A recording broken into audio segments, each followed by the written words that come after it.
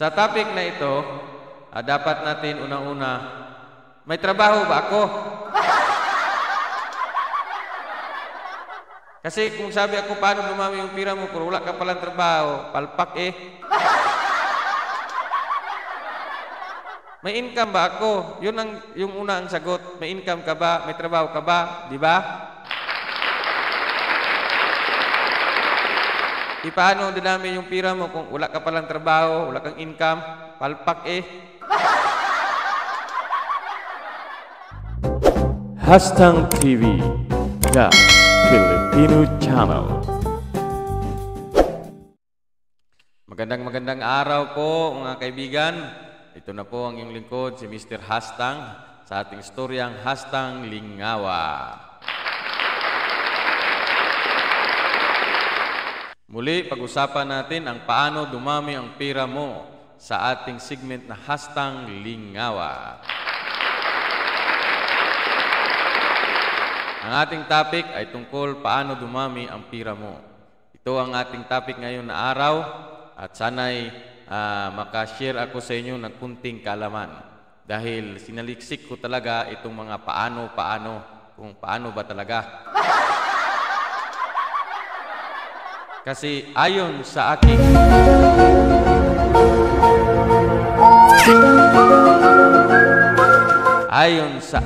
pagsaliksik at nais kong ding isaliksik na ang aking nasaliksikan ay dapat nating isaliksik dahil ito'y karapat-dapat na isaliksik at aking itong i-share sa inyo ang aking nasaliksik. Paano ba dumami ang pira mo? Ito yung topic ko natin ngayong araw na ito.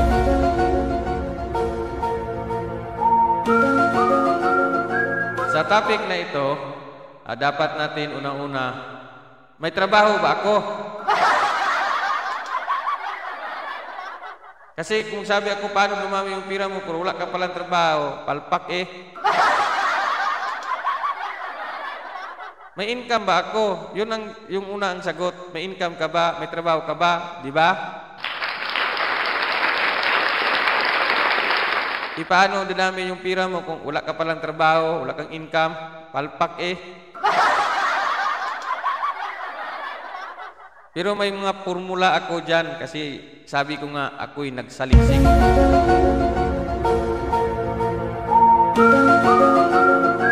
Bago ko ibigay ang formula, dapat alamin ko din kung may trabaho ka kasi mapahiya ako nito. Kasi kahit anong sabi ko dito na formula nga paano marami yung pira mo, wala ka palang trabaho, palpak ako eh. Kasi ako kung tanungin mo ako kung may pira ba ako, di ko yan masagot kasi iwan ko lang.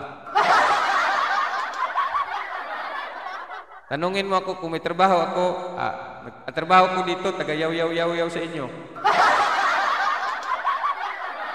Kasi kung marami na akong pira, ayaw ko na dito magsalita sa YouTube, kakapagod-pod. Wala pa gani nagsahod yung YouTube sa akin, agwanta-gwanta na lang ako dito salita. Di, sa totoo lang, seryoso lang. Dapat, no, paano dumami ang pira mo kung wala ka ding trabaho, useless din, di ba? Dapat meron tayong income, ang in, no?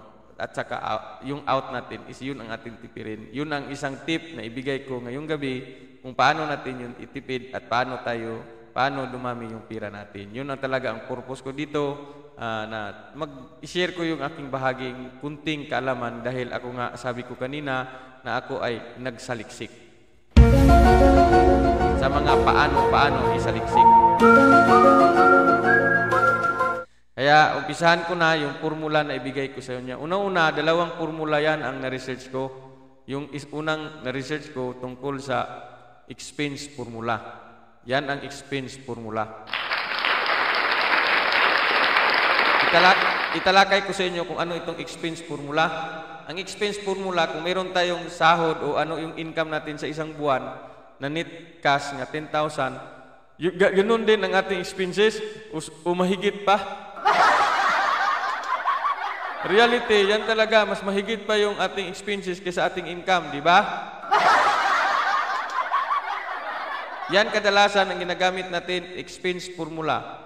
May income, less expenses, wala na tang savings. Zero na ang savings. Hindi natin naalala yung savings. Kung may savings pa, saan yung napunta? Kasi sabi natin, yung savings natin, yung sardinas at saka mga noodles. Savings natin ito, yung mga ayuda galing sa barangay, savings, yun ang pagkaintindi natin. Kasi ako din, sabi ko doon sa yung nagbigay yung ayuda sa akin, savings yan, savings, kay Maramakwan. Yung savings pala dito, kung paano natin palago yun, kasi marami yun, paano natin itago yun, ideposito at palaguhin, yun ang dapat natin na savings. So dapat maglaan tayo ng savings. Pero kung gamitin natin yung expense formula, zero talaga yung savings. Karamihan yan. Yan talaga ang nangyari. At saka mayroon ding isang formula, ang tawag ng savings formula. Kung may net pay ka, maglaan ka ng 30% o 3,000, yun ang expenses mong 7,000. Yung 7,000, yun ang pagtiisin mo, itipid-tipid mo yan. Mr. Hastang, yung 7,000, times 2 pa man yan yung expenses namin. Naloko na. Malaki pala yung expenses mo kaysa sahod mo. Negative talaga, overdraft. Paano ka makasavings? Yung sabi nga, kadaming expenses. Yung expenses mo, ilimit mo lang sa 7,000 kasi yung may savings ka na 3,000. Yan ang formula. Attitude yan. Dapat, pagdanggap mo ng 10,000, huwag mong isipin na 10,000 yung sahod mo. Isipin mo, ilagay mo talaga na 7,000 lang yung matanggap mo. Kasi yung 3,000, nandun na yung sa savings. Kasi kung hindi ka mag-savings, hindi talaga lalago yung pira. Saan ba i-deposit, Mr. Hansang? Siyempre, sa bangko. Kung i-deposit mo doon sa iba, o doon sa kilala mo, o sa girlfriend mo, tiwas ka. Kasi sabi ng girlfriend mo, yun yung kuwan mo, ay, nagamit ko naman. Lalong-lalo na, doon sa number 2 mo ilagay, tiwas. Dapat, yung pag-savings mo, sabihan mo si Mrs., kung may asawa ka, Mrs., ito yung ating gawin na formula, na tamang formula, no, na dinig ko doon kay Mr. Hastang at saka doon sa mga ibang mga financial advisor ko, no. Ako, di man ako financial advisor, kuno-kuno naman ako. Na ganito palang gawin natin na 30% tanggal natin sa savings para sa kinabukasan ng ating mga anak at kung mayroon tayong planong bilhin sa ating kinabukasan, ito yung gawin natin, 3,000 yung ilaanan natin, 7,000 na lang talaga, tipidin na lang natin ito. Para hindi na siya mag-asa na malaki, may 10,000 kang tinatanggap buwan-buwan o ano na, sobra pa dyan, tapos wala talagang savings. Dapat mayroong savings para meron tayong makuha doon sa bandang huli. Yun ang dapat. So ito lang, example ko lang sa 10,000, 3%, mayroon tayong 3,000 na savings. Ano bang maabot nito? Yun ang ating tuklasin.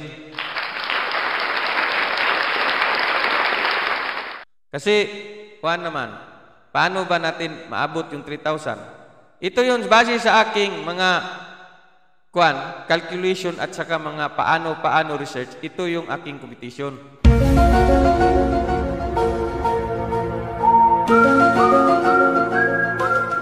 So, nakita nyo naman, 1 year, no?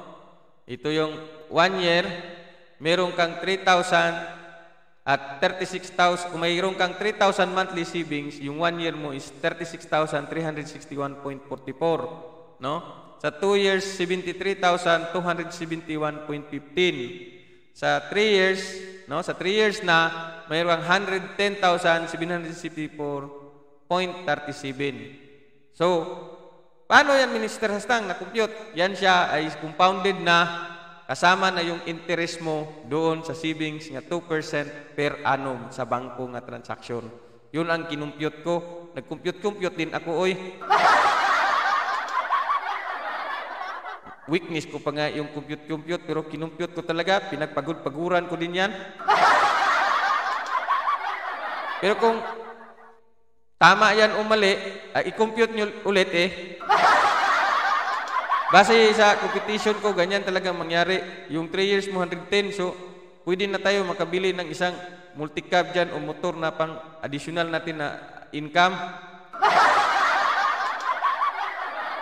So, paano ito? Paano ba talaga ito, Mr. Hastang? Paano ba talaga ito natin gawin? So, dapat, balik ako doon. No, wag natin gamitin itong formula nga expenses, di ba? Kaya hindi talaga dumami ang pira natin dyan. Kung dili, makautang pa tayo. Pero kung gamitin natin itong savings formula, yan, dumami na talaga yung pira natin. Tama? Kasi may 3,000 man tayong inipon-ipon. O kung yung sweldo mo mahigit, i-5,000 mo eh. Kung kaya mo 10,000 a monthly din na savings, magaling. Para makaabot tayo nito ng mga figures na ito, within 2 years, makabili na tayo ng isang motor-motor dyan na pang travel-travel. Kalain mo yang nagkuha ka ng down payment na motor, monthly ka ng 3,000 dyan, within 2 years, siguro i-calculate mo, 36, lagay mo 3,000, 3,800, 4,000, sobra pa sa 73 yung mapunta doon. Kay 2 years ba yan? 3 years yung down monthly amortization. Kung tiniis-tiis mo lang yung maglakad-lakad ka muna within 2 years, makas mo na yung motor na mura lang.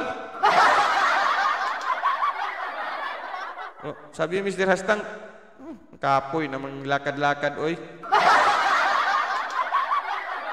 Marami bitaw nagpautang dito sa amin ng mga motor-motor. Bakit? Maglakad-lakad pa ako.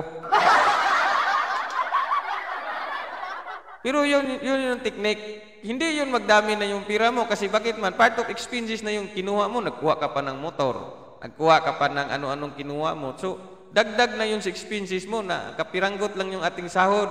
Makanit, take home pay lang tayo ng 10,000 o below 10,000 pa kaya yan.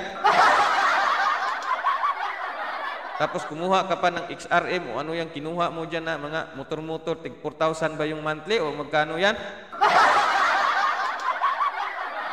Sahod mo, 10,000 o 8,000. Kumuha ka ng motor, tig 5,000, 6,000 yung monthly.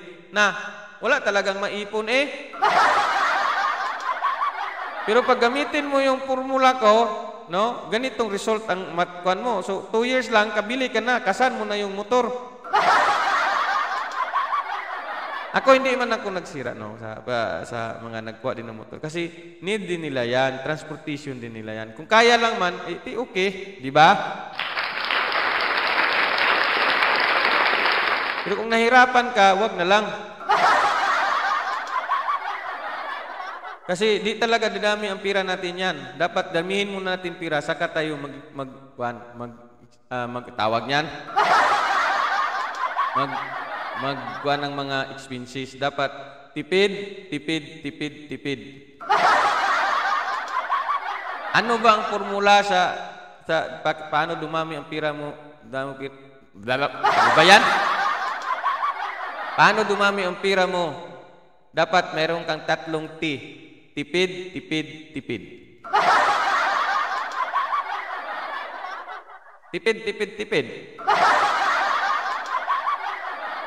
Paano yung tipid? Yun ang alamin mo. So mga kaibigan, sana i-recap ko lang yung ating kwan. So bago ako ibalikan natin yon, dapat wag natin gamitin itong expense formula. Ito yung karamihan na ginagamit natin ng expense. May net cash tayo, less expenses, zero savings. Wag ito gamitin natin na formula. dapat ang gamitin natin na formula, itong savings formula. Meron tayong net cash, less natin yung savings, equals expenses na yung 7,000.